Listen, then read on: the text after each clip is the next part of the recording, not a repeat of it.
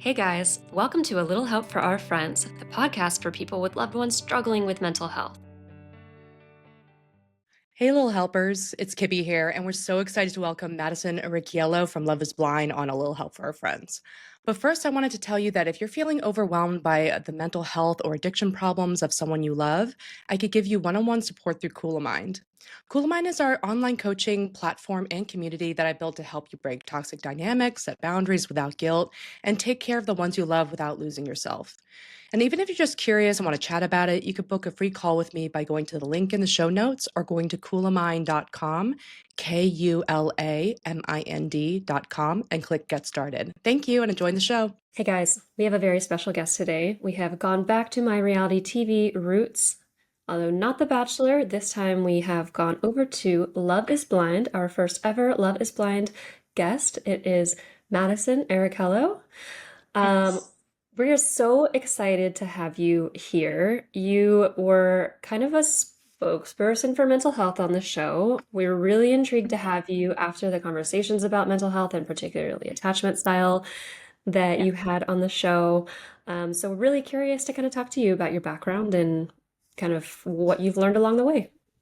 Yeah, I'm excited to be here. Thanks for having me. My first question is, I think I've seen you make a joke about like trauma dumping, like, oh, she's hmm trauma dumping. What do you feel? Is that something that people post-show have made you feel bad about, or like, yes, okay. Yeah, definitely. I think it's really interesting because, going on a TV show, intending to get married, you have to talk about things that, are in your past. You have to talk about your family. You have to talk about those things before you get engaged. At least I would think so.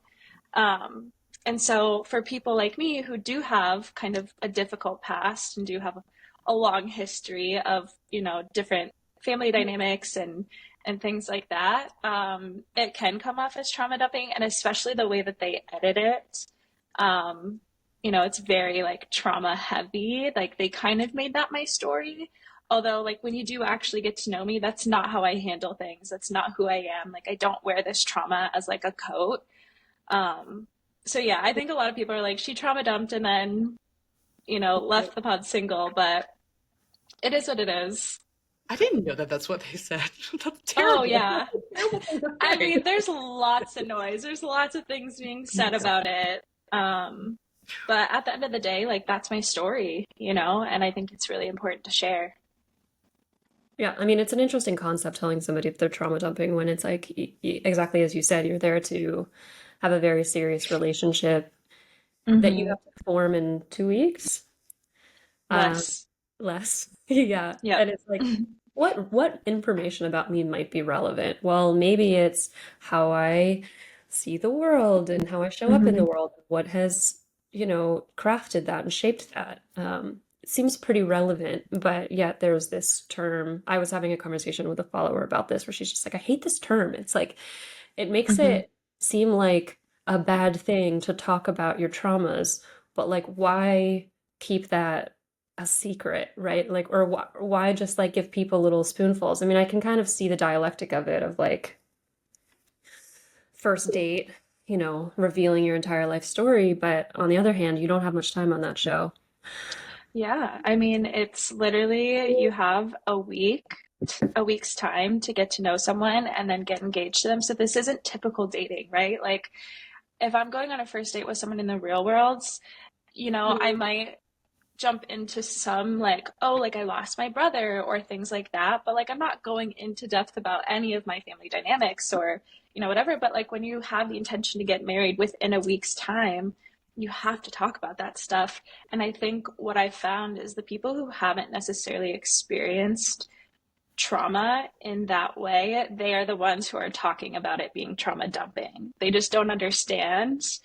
And then the people who have experienced that trauma are like, oh my gosh, I see myself in you. Thank you so much. Like, bringing awareness to this on a reality television platform has been really helpful to a lot of people as well. So there's definitely two spectrums. Well, it's kind of funny because The Bachelor literally demands it. I mean, we're known for our dates being like quote unquote trauma dump dates. hmm So yeah, so that's just an That's aside. so funny. What about that dating context of Love is Blind brought up what kind of trauma? Like when I imagine like, with dating and getting in relationships and starting to connect to people, a lot of our, our past and our like mental health comes up and gets Mhm. triggered and gets, challenged or we have to work through it. What what came up in that setting for you?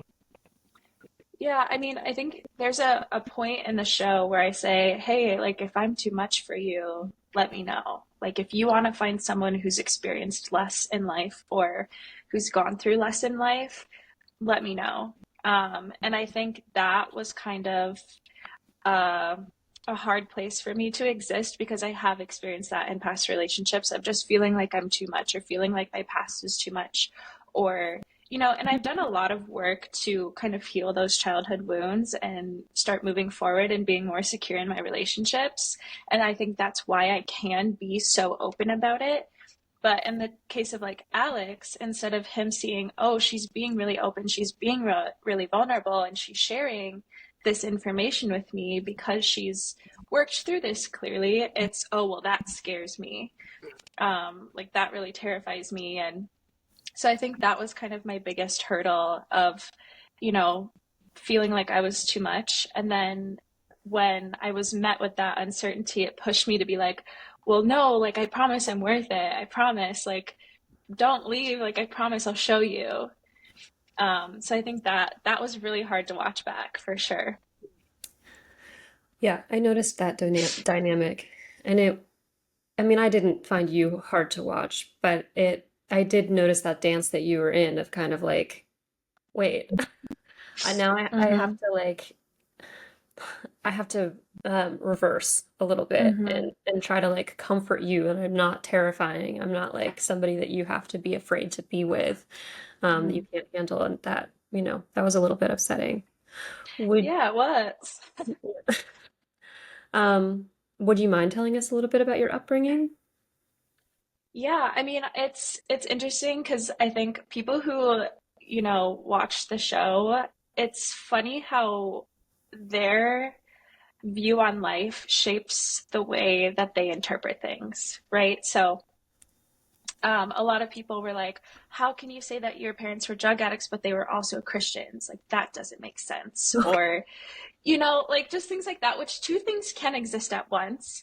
But Not on how social media, Madison, I'm sorry. No, I know. Nuance nowhere to be found. Um, but I kind of, portion my life out in like three different sectors, right? So I was born in Indiana, but my mom quickly moved back to Wisconsin to be with her family. And that's where she met my stepdad when I was 2. So I grew up with my mom and my stepdad, who were drug addicts. And when you're a kid, you don't know those types of things. You think that that's just everyone's life. So it's not until later that you start to be like, oh, that was messed up. That's not normal. Um, and yeah, so then my dad got custody of me and he lived in Indiana. So he got custody of me when I was 9, which tells you how bad things were because how often does a dad get custody in a different state, where the mom doesn't have necessarily like visitation rights? I still visited her, but it was not necessary, Yeah. legally. And so, yeah, moving from that drug addict kind of like free reign, like I would wake up in the morning, get myself to school, like walk myself to school, like in elementary school, just very self sufficient, took care of my brother. And then moving into a household with my dad when I was 9, and he was married to my stepmom, and they were very devout Christians, very conservative. Like, I had to ask to eat things. I had to ask to go play with my friends. I had to ask to do all of these things, and I had to start following these new rules. And so um, they both had their own pros and cons, I guess. Not necessarily pros, but cons. They both had their own different hardships. So I feel Yeah. like I've lived like two different lives. And then, finally, like my adult life is me in Minnesota. But yeah, I think that hopefully kind of explains it a little bit. With such different households, what tends to come up for you in relationships? My question is from when you're saying too much, that can mean so many different things. What for you felt like, uh-oh, this definitely came up in relationships and it was hard for people? Um, I mean, I think the aspect of too much is just wanting too much or requesting too much from people, like requesting too much loyalty or requesting too much when it comes to trust or things like that. And I think also growing up having to be very like acclimate to different, environments so quickly made me sort of this people pleaser as this sort of like survival, like protection technique. And so that turned me into this like, well, it's whatever you want, whatever you're comfortable with, and I'll just go with the flow. But that made me like so miserable, to the point where it caused resentment, in my relationships too, on my side. And um, being able to voice that has been a challenge, but you know, I've figured it out along the way. But yeah. I'm like, my mind is going in a couple of different directions. Uh, Yeah. I kind of want to return to your childhood in a second, but I think that Hmm. a big theme of today is going to be talking about relationships and how this has influenced you. Hmm. Um, One thing we see when people have a chaotic childhood is that, especially if there are attachment wounds, is that they will reenact the attachment wound and try to win this time. So they'll find somebody who is similar to their Hmm. father or mother, right? And then, but try to beat the dynamic. Like, if I can get you to love me, then I'll win and I can heal this wound. And that often is a losing proposition. Hmm. And so then you just lose and lose and lose and lose, and it gets worse and worse and worse. The other thing that I feel like I see from people who maybe didn't feel like they had unconditional love growing up is a desire for unconditional love in a romantic partner. And I mean, we all like want that, right? But in a way where they're asking maybe too much of their partner because they're asking Hmm. their partner to fulfill what they should have gotten from their parents. So you said like you're asking for too much, and on one hand, it's like, are you asking for too much because you're looking for that relationship you never got, or are you asking for too much for the people that you're with because those people are just fundamentally not going to give you very much? Do you have any idea if you're even like in Hmm. either of those buckets or some third option, if that made any sense? Yeah, I think it's definitely both. It's a both and situation. I've Love been in situations. relationships. Yeah, I've been in relationships where it's like, oh, me asking too much is me asking you to be faithful to me and stop cheating on me. Sure. Or I think that stop, is a lot now. Yeah. stop liking, yeah, stop liking, bikini pictures on Instagram or unfollow your ex or just things like that, like asking too much. But I think sometimes there are those um, unspoken requests or times where I have in the past wished that someone could read my mind because I didn't know how to say it or I didn't know how, like, what even to communicate. I just wish that they would have met me there without even communicating that I needed that. So I think it's definitely both ends of the spectrum, right? Like, I wasn't perfect in any of my relationships. And I think it's definitely evident to me looking in the past that I have required a lot, from the people that I've been in relationships with because I was looking for that fulfillment, that now I have found in self love. Um, Yay! That's the um, answer. yes, yeah. But yeah, I can definitely see how I've done that in the past. Can you give an example of something that you needed that you wished a partner or someone, you know, picked up on without you saying it? Or Yeah, it's hard. I haven't dated in, I mean, been in a relationship in like 3 years almost now. So it's kind of hard to remember any specifics, but I just think like, I've been told in the past, like, I just can't win with you. Like, if I do this, then I can't win. And if I do that, then I can't win. And that's fair. Like, that's valid because I think with myself, like, I couldn't feel like I could win. Like, no matter which way it went, like, I wasn't good at compromising. Um, or, I just can get very strict with like what I need and how I need things to be. I mean, in the past, I was, or what I expected from people without communicating. Um, but yeah, I don't think I can think of any like specific Mhm. examples. Yeah. Can you talk at all about how loss has played into this? You were talking, I mean, I was really struck by the amount of loss you've experienced in your life. Hmm. Yeah, I mean, there's the loss of like physical loss, like death. I've lost my stepdad to a drug overdose, and I lost my brother in a car crash very suddenly. So all of the loss I've experienced has been very sudden. Like, you don't get time to say your goodbyes or make peace with it. Um, so I think that definitely plays into my relationships as sort of like an anxiety of, you know, there was one guy I was talking to for a little bit, and one of my rules in friendships and relationships, and I know it doesn't make sense to everyone, but as long as you can respect it for me, like we're gonna be okay, is just let me know when you get home. Like I just need that. I need you to let me know when you get home safely. And if I don't have your location, I just need to know. And this guy just could not do that. And there was one night he was like working security, and it was St. Patrick's Day. And, so there was a lot of drunk drivers out there. He was supposed to come over to my apartment after. I didn't hear from him until 11 the next morning. I was up all night just picturing him dead in a ditch. And I think some people who have never experienced that kind of like sudden loss can see that as like controlling, right? Like, oh, like, why does it matter? Why do I need to text you? But with someone who has experienced that trauma, like, it's just a peace of mind. Like, it's not at all meant to be controlling. It's just like, no, like, I've experienced very sudden loss in my life, and that's just what I need. Like, I just need to know that you're safe. Um, so I think that is sometimes hard for people to understand because it's not often that people have experienced things like that.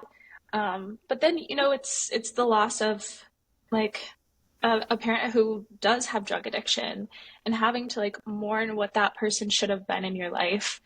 Like my mother like was not a mother to me. So it's losing out on having someone that you can go to or you can trust, an adult person in your life.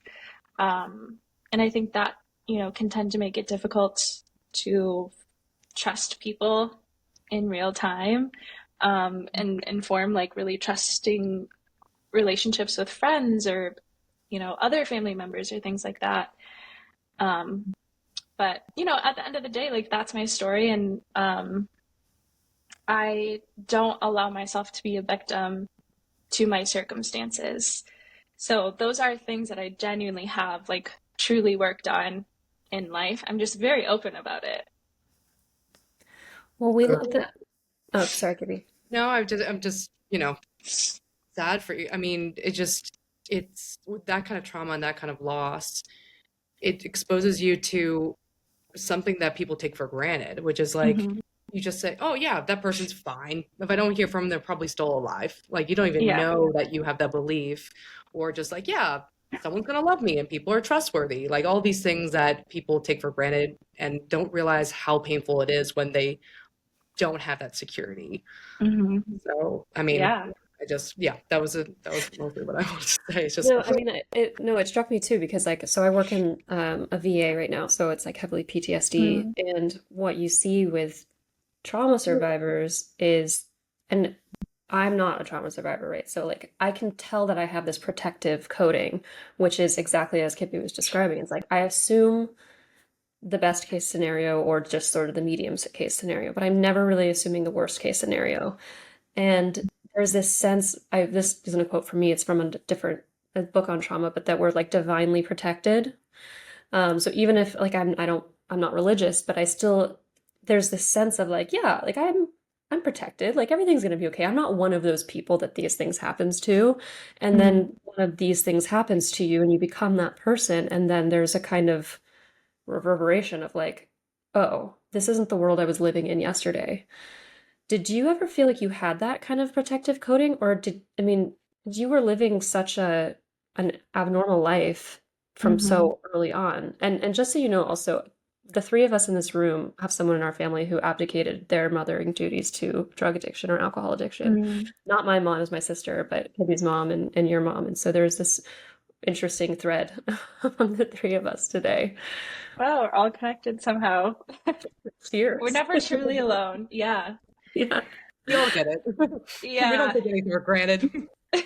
Yeah, I mean, no, I don't think that I have ever truly felt like I've had that protective coating. Like, I think that protective coating is me and my own self. Like, it's me going inwards. It's me, like learning about disassociation and how that's developed as a child was crazy to me because as a child, I I don't remember thinking, oh, this is so bad.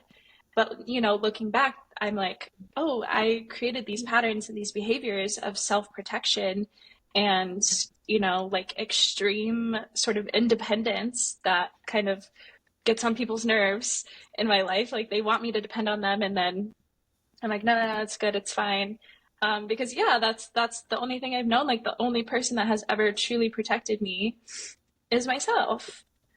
So I don't know what it's like to have, that worldview of like, oh, things will work out. It's like, I don't know what that's like. Yeah. How, I Sorry. mean, this might be getting into the treatment and recovery part, but how did you survive all of that? Like, how did you're talking about that now you're able to, reflect and have self-love, but what was that like in those early days of trying to cope with all that? I mean, self-reliance, but Mm-hmm. what else did you do? What else helped you get through that? Yeah, my therapist reminds me all the time of like, just ever since I was a kid, I've just had this weird resilience. Like, I just, don't allow things to truly, truly break me. And I think it's, it is that like self reliance. Like at the end of the day, I always know that I'll have myself and that's good enough. Um, and, I'll always be okay, like no matter what happens. But yeah, I think it's just, I've always had just such a resilient sort of like, mindset. Um, I guess. And that's really the only thing that I can attribute it to. Hmm. One of the things you talked about that scared Alex was avoidant attachment. Yeah. You know my thoughts on this because you listened to the episode, but I was wondering if you Yeah. could describe what you meant by that because I feel like as soon as you said that, everybody else sort of superimposed what they meant by that on top of you. Yeah. No, I mean, I think you made a really great point. Like, if I wouldn't have identified that way, I wonder if people would have given me a little bit more grace because it was a lot of like projection in my comments, right? It was, oh, well, I dated this person who was avoidant and they ruined my life. Mm-hmm. And like I did it. It's just like it's again, it's like they're experiencing my story from their point of view, their worldview, right? So I get it. It's a lot, but I get it. Um, but I think what was really missed was he identified as an anxious, right? Do I think he's an anxious? No, because he didn't act that way. Um, if anything, I think he displayed more avoidant behaviors than I did. And I think people just they hear it and then they take it as truth, right? But I think what I saw on the TV and what I experienced for myself was me continuing to be like, hey, I'm going to show up in this relationship securely. I'm going to be vulnerable with you. That's not what an avoidant does. Like, if I'm scared, I'm not going to share this information with you. I'm not going to give you my bear. I'm not going to, like I was continuing to show up for him and show up for him. And it was like, no matter what I did, he just wanted to push away and he wanted to run. Like at the end of the day, that was just going to be, it just wasn't going to work. So yeah, I think it is interesting how what I showed versus um, what I said was taken more heavily than my actual actions, Yeah. if that makes sense. Mm-hmm. How do you actually feel about your attachment style? I mean, it's funny, right? Because you can feel super healed, and then the minute you start getting into like a relationship or a situationship with someone, it's like, oh, now I'm suddenly having to like face these fears again. Um, Yeah. like, yeah, even recently I was, talking to this girl and I was like, oh, wow, like I really like her. But then I was like, oh, but this and then this and this. And it's like, okay, well, I don't have to think so future minded. I can let it be what it is, and let it, kind of run its course, um, as it may. But I do think like what has helped me so much in my avoidant tendencies or my attachment, style is the idea that I will always have myself, right? So no matter if I come to you and I'm really vulnerable about how I feel, and like if you receive it well, great. If you don't, that's okay because I was still vulnerable. I was okay enough to tell you how I feel. And if you can't reciprocate that energy, then like you're probably not my person, and that's good. That's like, how relationships are. Like if you can't receive this well, then maybe this doesn't work out. But I think just knowing that it's not about feeling safe with that person, it's about feeling safe with yourself and safe enough that no matter if I'm vulnerable, I'll always be okay because I have me. Does that make sense? Yeah. Yeah, but that sounds really healthy. That doesn't sound avoidant at all. Well, I yeah. I agree that avoidant attachment gets such a bad rap. Like I think that it's like Yes. toxic and, yeah, and narcissistic, but it just, I mean, I think Jacqueline and I have both talked about our avoidant attachment styles, but mostly because Mm-hmm. we've, when you experience relational trauma or someone not being available, it's scary to have to then trust somebody, right? Because you don't know if Yes. that's going Yeah. to happen. So yeah, you tend to be a little bit more like, um, I guess it's all insecurity, anxious or Mm-hmm. avoidant, but it's just like where do you feel more safe in yourself or trying to cling to a person? And Yes. actually, I Yeah. find that people do both. It's not like Mm-hmm. avoidant means that they're fuck boys or whatever, right? It's just I don't know. Now Right. I'm going on a rant, but No, I mean that makes sense. I think it like I have obviously done work. Like you're literally propped up on the book attached right oh now. yeah, Um, that but book. It does also give a bad rap to avoidant attachment. They're like, if you're avoidant, just stop being avoidant. I'm like, come on, no, man. I literally was like, this was kind of unhelpful, but thank you. Um, like it's very drawn toward. It's very like for the anxious, I think. Yeah, yeah. The But world is, yeah. the world is for the anxious. But yeah, I think like I have done so much work in just getting to a place where I'm like I am secure in myself and I'm secure in my relationships. That doesn't always happen. But the funny thing is I have been very anxious in relationships in the past. Like I'm not always an avoidant, and I think different people can bring out different aspects of you, which is also heat I got from the show. Is like you're two different people. Well, first of all, it's editing, but also that's just humans being humans, right? We all have different relationships with each other. Um, but yeah, I've understood, like I've been in the mind of an anxious before. I think, that quote on TikTok where it's like, and who set that system up? That's how I feel, where it's like I've been so like betrayed, specifically by men in the past, that it's almost gone from like anxious to avoidant. Like I've overcorrected to now I'm an avoidant and now I don't want anything to do with you and like your energy. Mm-hmm. Makes Is sense. it different with women? Um, I would say yes, I tend to be more avoidant with women. Oh, Um, interesting. yeah, but I think that's because it's a lot more emotional. Like you get deeper emotionally, quicker. With men, it's like they're okay just like being really surface level for a really long time. And sometimes I can be okay existing on surface level for a really long time. Um, and so, yeah, with women, I think I do tend to be a little bit more avoidant. Um, because with men, it's just easier. Like, I'm not scared of hurting them. But with women, Mhm. it's just so much more intense. Like I remember I went on a date with this girl, like I went on maybe two dates with her, And then I didn't text her back like for like 4 days. And by the time I texted her back, she was like, honestly, F you. I don't know if we can cuss on here, but she was like, honestly, F you. And I was like, what? Why? And she was like, I didn't hear from you for 4 days. So it's just things like that where I'm like, I tend to Wow. be more avoidant because it's so much more intense. Right. And then, with men, it can be casual for a longer time. Can I ask you what intensity brings up for you? What these emotional conversations feel like for you that makes you kind of want to back away? I don't think it's necessarily the emotional conversations. I'm okay having intense conversations. I think it's the feelings that come with it, Hmm. right? Like it's the feeling connected to someone when you share those emotions with someone. Um, that kind of makes me take a step back. And I think in some ways it is healthy, right? Like you want to be safe about who you're sharing information with or who you're connecting with emotionally.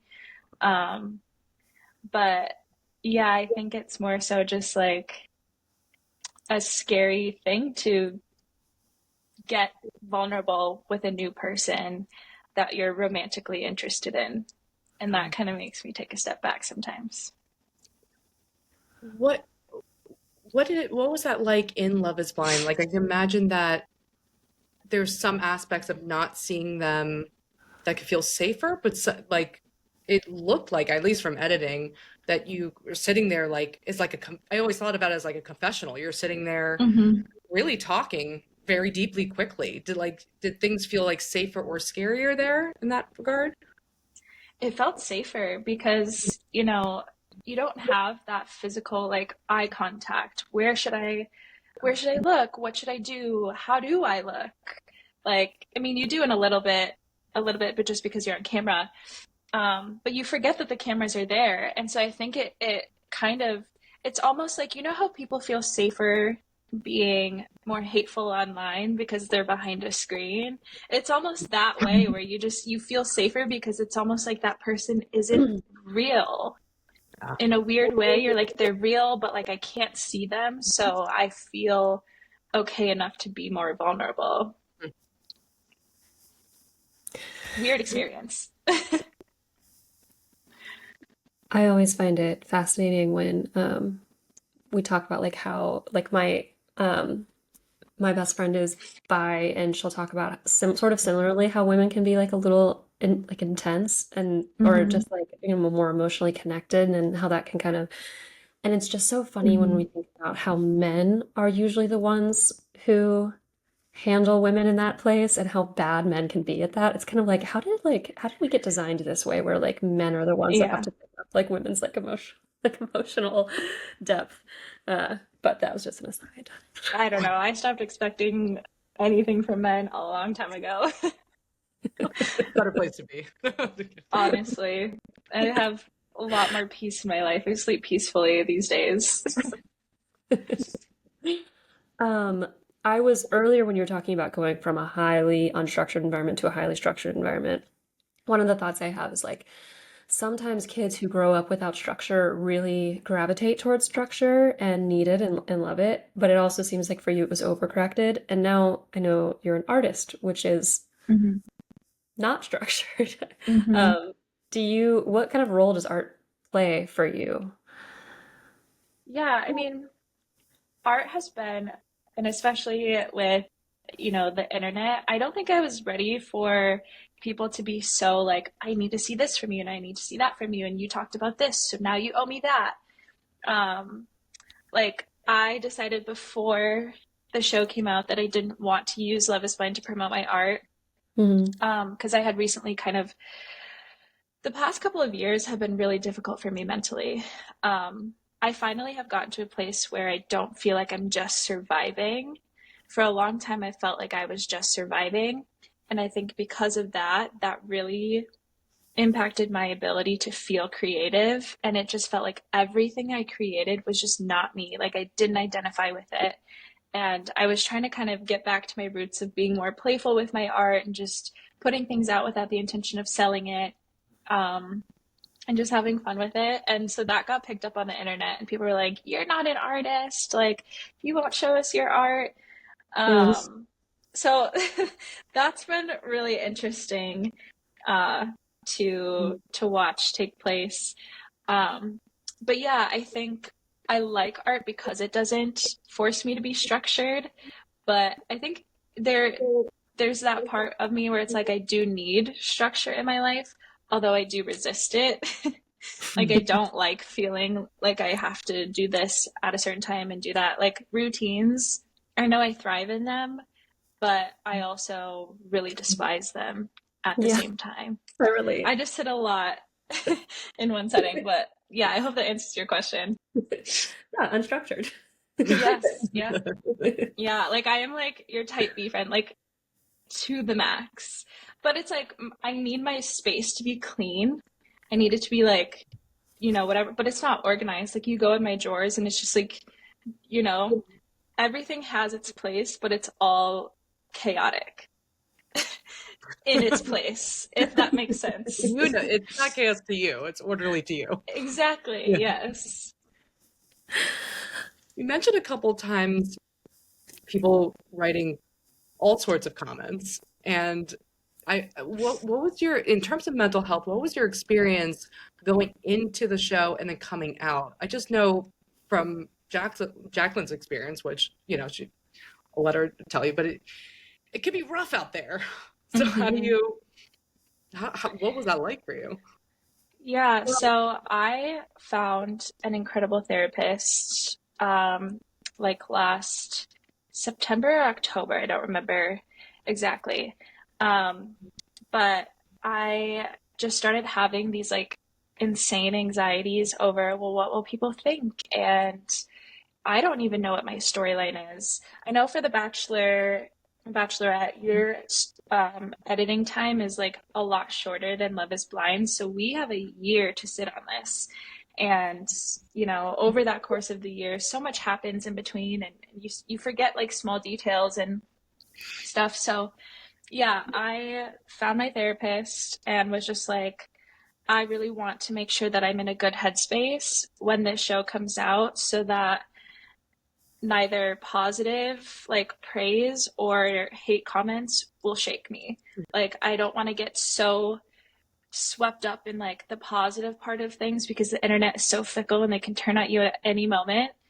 That I put my identity in the positive things and I don't want to put my identity in the negative things. Like I want to be very secure in myself. So my therapist and I did a lot of that work previous to the show coming out. Um, and then afterwards, we have also done a lot of work, but I felt like I was in a really good headspace. So the first couple of days shook me. Like, I was like, I don't know how to feel.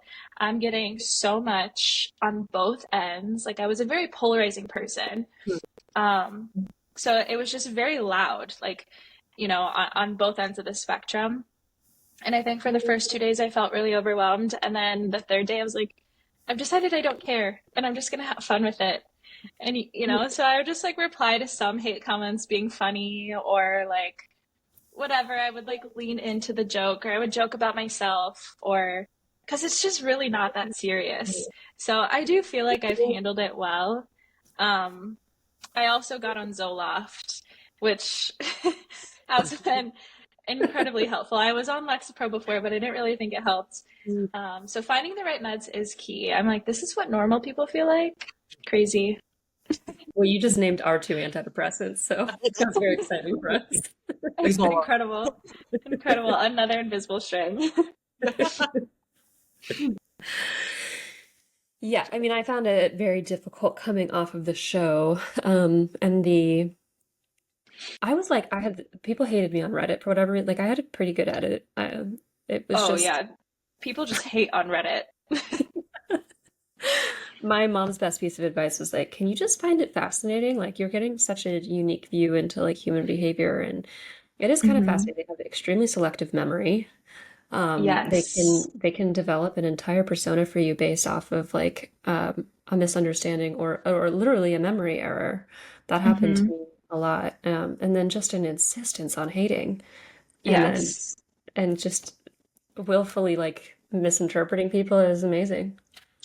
Yeah, I mean, the being misunderstood was like such a core wound for me. And that was like my biggest fear. And so that's something I've had to face head on with reality TV. It's just like, yeah, you just have to let people misunderstand you and you don't have to correct everyone because even if you do, they probably don't care. Like some people truly just want to misunderstand who you are, and some people truly just want to hate. And there's no reason to give energy to that because they're probably really miserable. Hmm.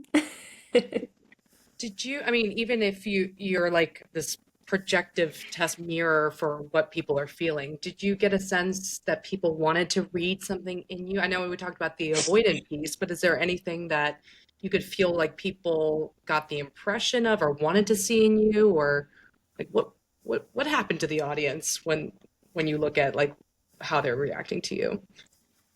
It's funny because I truly have stayed on like a very positive side of the internet. And like when the show was coming out, I did not scroll on TikTok. Or if I did and I saw my face, positive or negative, I would scroll past it. So a lot of the time, I don't really know exactly what people are saying about me. Like I don't go on Reddit. I don't like, you know, Or um, yeah, very like, more self-control. well, and I it's feel like like, yeah, at first I was like the first day, and then I was like, this is so unhealthy. Um, and so, yeah, I just kind of created those boundaries within myself of like, okay, I don't actually need to know what everyone thinks of me because I know what I think of me, and I know what happened. But I think, I mean, there's, a lot of different narratives of me, like I'm a man eater or I'm whatever, which that's not an insult, by the way. Like, if anything, it's kind of a compliment. Like, thank you. Like men being like, I'm so scared of her. And I'm like, you, as you should be. Um, but I think at the end of the day, I've been able to see it as just projections of their own experiences and how they feel about themselves. So none of it I've taken personally. Um, and I think that's why I can't really provide like a great example, but it slips through the cracks sometimes. Like sometimes I'll see this hate comment or that hate comment or whatever, but I'm like, oh, that's so sad for you.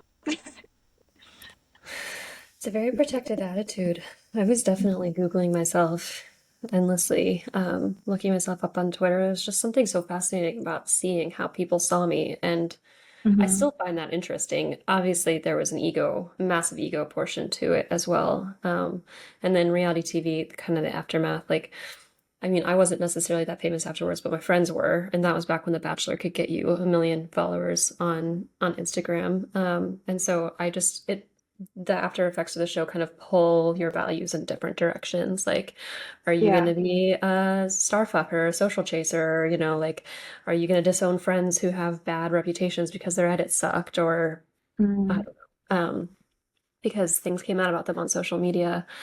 So that's kind of all part of it as well. Do you feel like you've had to navigate any of that stuff? I mean, it's funny because I just don't feel different. Like, I don't feel like this has necessarily, like, yes, it's changed my life in the Hmm. sense of like, I'm getting a bag now. Like, I got signed really quickly. I think I was genuinely so surprised at number one, the amount of screen time that I got, Hmm. and number two, how quickly I blew up.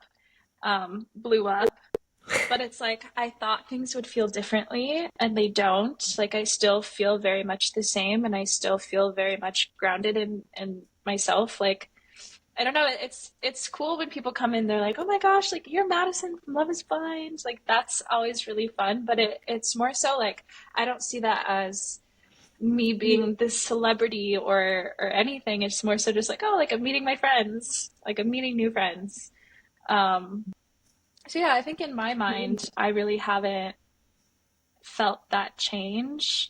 But I definitely have had to be a little bit more careful about, like the types of people that do want to be my friends now. I have experienced that where I have to question people's intentions. I'm like, oh, like why are you so like intense about being my friend right now?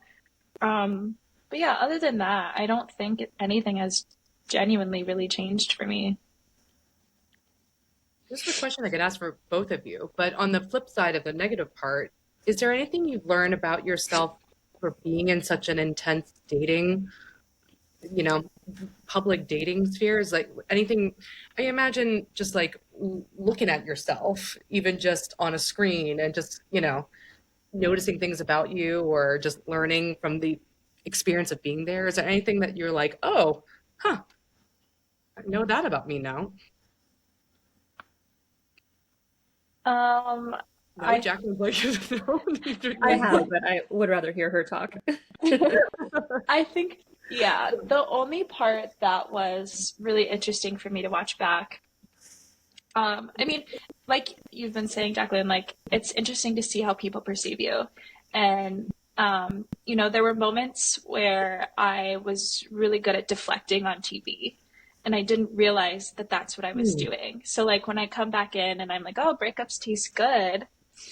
And people are like, "You were so happy to send him home." First of all, I didn't know he was going home. I had no clue. Like he still had a connection with Meg. I wasn't sending anyone anywhere.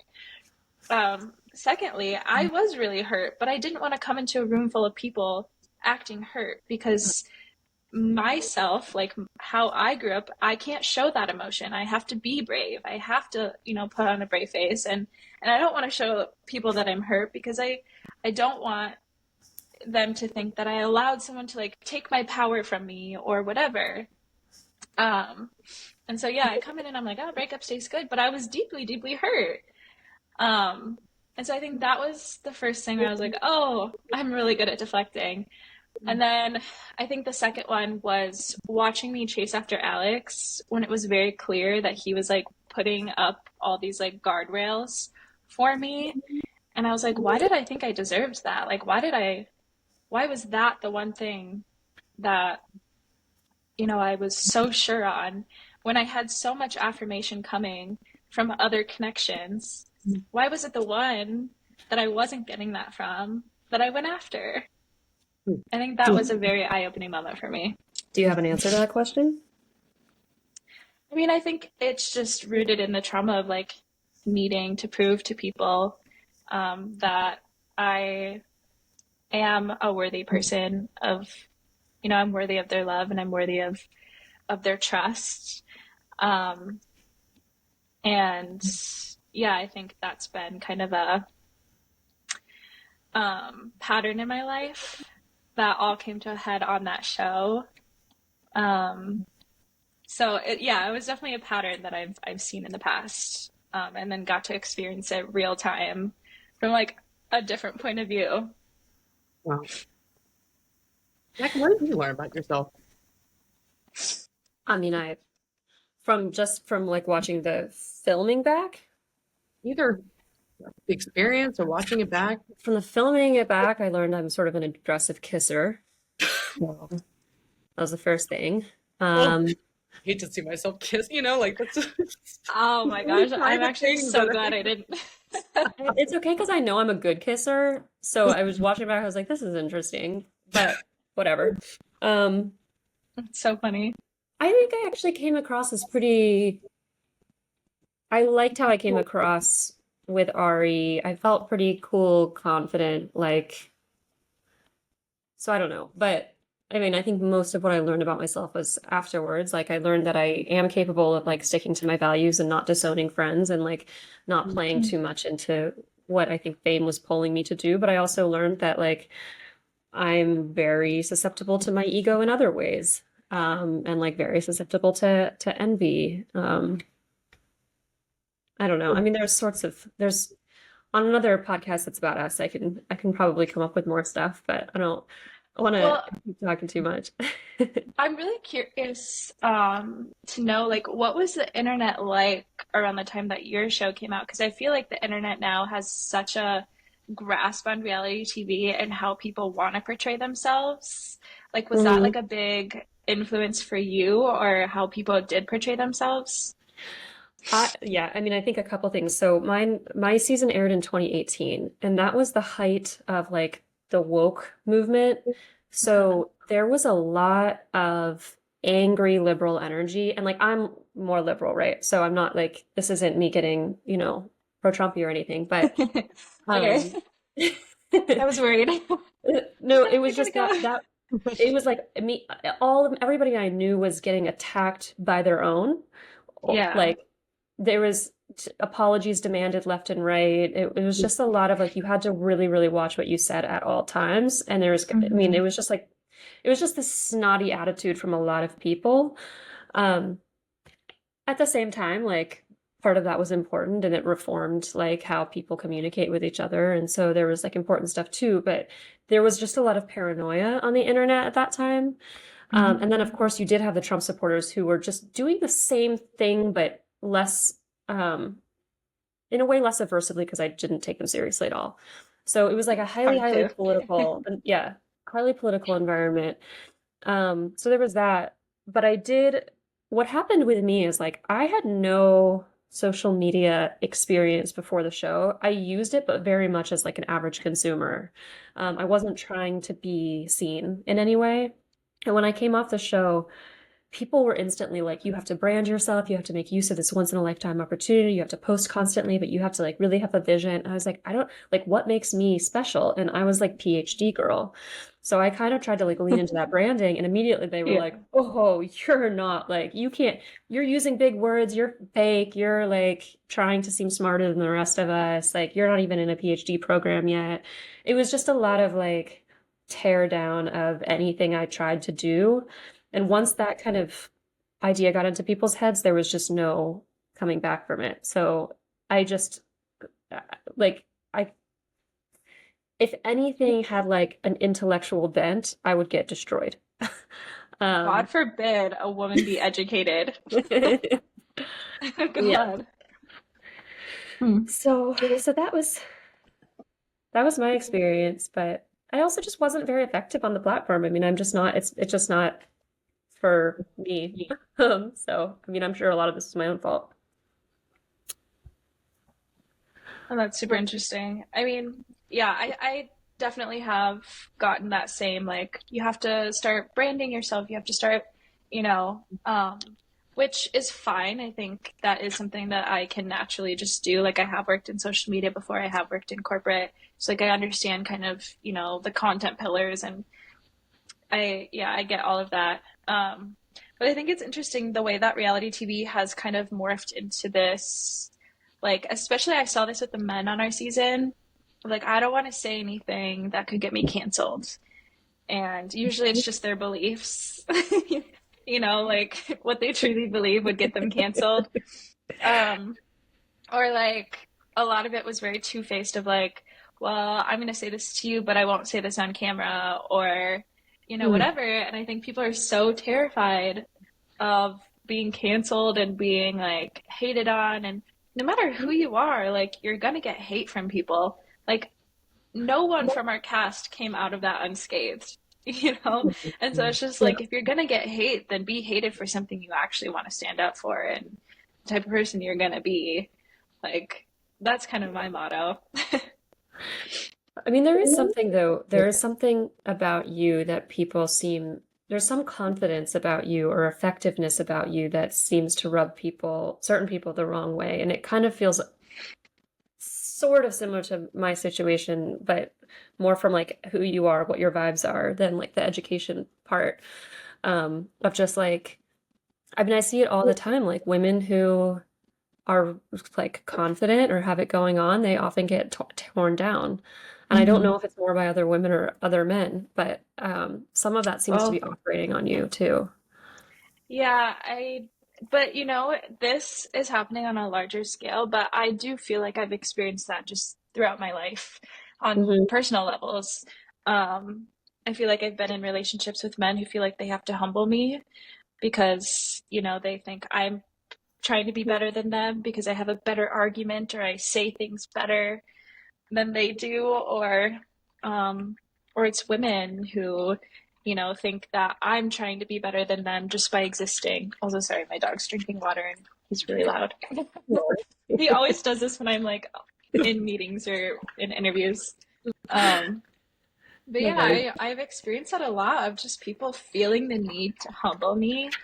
And I am able to not take that personally, only because I'm like, I see that that comes from a deeply insecure place. in your life. Hmm. And there's something in me that causes you to be insecure, but that's not on me, that's on you. And I don't know, like, what's that got to do with me? I don't know. I don't know. I mean, on the one hand, you've talked about like insecurity within relationships and having to grow up Mm. very alone and, worried that people will leave. And on the other hand, you have this really confident persona that people can object to. Like, where do you think that confidence comes from? Mm, I mean, I think it is just that thing of I've had to be that way. I've had to be really strong. I've had to stand up for myself. Like I Mhm. wasn't always this way, you know? But I've had to learn how to exist in the world as like the only person who's going to speak up for myself Yeah. or, you know, the only person who at the end of the day is truly going to have my back. Like when I don't have parents who I can fall back on for support or whatever, like I just have to be confident in my decisions. Like I don't have a safety net. I've had to be very sure of myself and very sure in the decisions that I make because all I have is me. And I also just think like I'm a Leo, like I have this like fire about me of like you're not going to tell me what to do or I get to decide who I am. Like you're not going to tell me who you think I am. Yeah. So not to make everything about astrology, but yeah, I do think it's just that resilience of I get to decide who I am. You like we could hear the work that you've done and the self-love and the confidence. I mean, even to the point where you're not giving in to the curiosity of reading everything on Reddit and TikTok about you. For other people who have struggled with loss or trauma or relational trauma, can you give a little insight on what was like the most helpful in your journey? Like when you say you did a lot of work, like what what do you think of when you're like, oh, that thing really made a difference or saved me or helped me? Yeah, I think it's not, holding on so tightly to things. Like it's the idea of just like letting things go and letting things be. I think in the past that's really harmed me and harmed my relationships of just like trying to make sure that like things stay where I can see them and where I can control them or, like not having anything surprise me. Because being surprised was always a really terrible experience for me.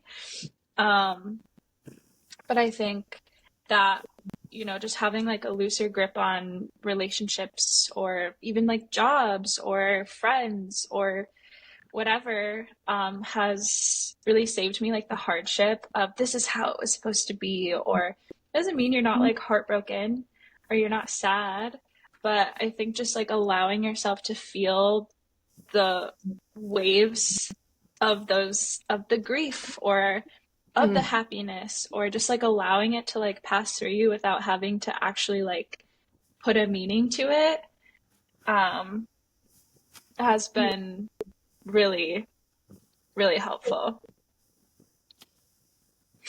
Yeah, therapy mascot. So, spokesperson for acceptance. Mhm. Thank you.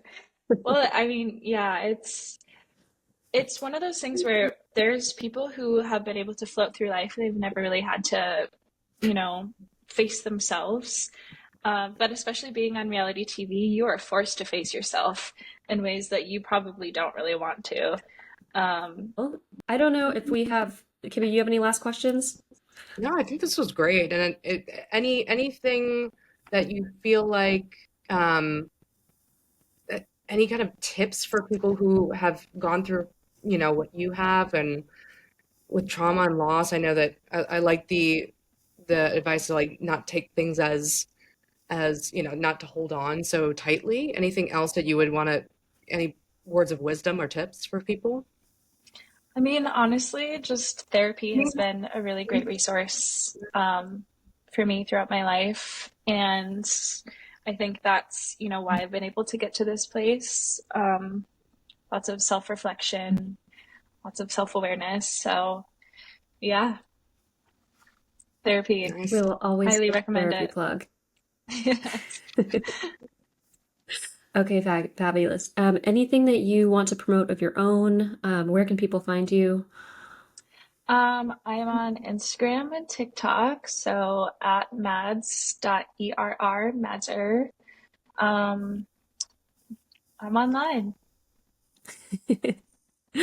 Perfect. Well, thank you so, so much for coming. I'm really, really glad that we got to have this conversation. I think you have so much wisdom to give to others. From just Thank like a you. psychoeducational place, like everything you've said is very in line with like what we know works, right? So I think, you're a great advocate for all of this. And it was so lovely meeting you. For Yes. our little helpers, if you love Madison as much as we do, please give us a 5-star rating on Apple Podcasts and Spotify. And we'll see you all next week. By accessing this podcast, I acknowledge that the hosts of this podcast make no warranty, guarantee, or representation as to the accuracy or sufficiency of the information featured in this podcast. The information, opinions, and recommendations presented in this podcast are for general information only, and any reliance on the information provided in this podcast is done at your own risk. This podcast and any and all content or services available on or through this podcast are provided for general, non-commercial informational purposes only and do not constitute the practice of medical or any other professional judgment, advice, diagnosis, or treatment, and should not be considered or used as a substitute for the independent professional judgment, advice, diagnosis, or treatment of a duly licensed and qualified healthcare provider. In case of a medical emergency, you should immediately call 911. The hosts do not endorse, approve, recommend, or certify any information, product, process, service, or organization presented or mentioned in this podcast, and information from this podcast should not be referenced in any way to imply such approval or endorsement.